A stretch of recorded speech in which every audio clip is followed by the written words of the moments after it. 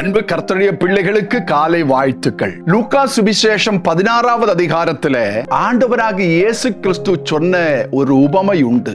ஐஸ்வர்யவானை குறித்தும் லாசருவை குறித்தும். அந்த லாசரு என்பவன் உலகத்திலே தரித்திரனாய் வாழ்ந்தாலும், பெயர் புகழ் ஒன்றுமில்லாமல் வாழ்ந்தாலும் அவன் மரித்தான். அவன் பரதீசாவிலே ஆபிரகாமின் மடியிலே போய் இளைப்பாறினார் என்று 16வது அதிகாரத்தில் வாசிக்கிறோம். அந்த வசனத்தை நான் உங்களுக்கு வாசிக்கிறேன். 22வது வசனம். பின்பு அந்த தரித்திரன் மரித்து தேவதூதரால் ஆபிரகாமினுடைய மடியிலே கொண்டு போய் விடப்பட்டான்.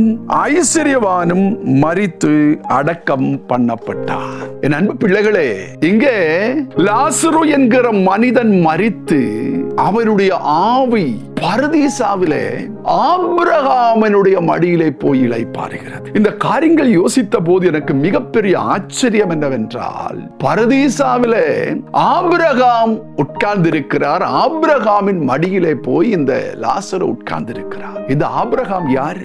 ஆதியாகமத்தின் புஸ்தகம் 11வது அதிகாரத்தை வாசிக்கும் போது தேராகு என்கிற ஒரு சாலை ஓர வியாபாரி, ஒரு நாடோடி, சிலைகளை செய்து சாலையோரமாய் வைத்து விற்று அது மூலமாய் தன்னுடைய குடும்ப காரியங்களை நடத்தக்கூடிய ஒரு நாடோடியினுடைய மகனாய் பிறந்து வளர்க்கப்பட்ட ஆபிரகாம். எந்த பெயரும் இல்லை, பின்பலமும் இல்லை, படிப்பும் இல்லை, பாரம்பரியம் இல்லை. அப்படிப்பட்ட ஒரு தேச சமூகத்திலே தள்ளப்பட்ட ஒரு ஆபிரகாமை பரதீச வரையிலும் ஆண்டவர் உயர்த்தினார். என்ன காரணம்? ஆபிரகாமின் திறமையா? ஆபிரகாமின் படிப்பா? ஆபிரகாமின் ஞானமா? அவருடைய உழைப்பா? இல்லை. வசனம் சொல்லுகிறது, ஆதியாகமம் 12வது அதிகாரம் 1ஆம் வசனத்திலே ஆண்டவர் ஆபிரகாமை நோக்கி என்ன சொன்னாரோ ஆபிரகாம் அதற்கு கீழ்ப்படிந்தார். கீழ்ப்படிதல் நம்மை ஆசீர்வாதத்திற்கு நேராக உயர்த்தும்.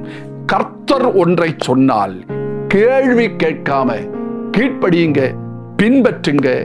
நிச்சயமாய் ஆபிரகாமை உயர்த்தின தேவன் உங்களையும் உயர்த்துவார். God bless you. கர்த்தர் உங்களோடு இருந்து உங்களை ஆசீர்வதிப்பார். ஆமென், ஆமென்.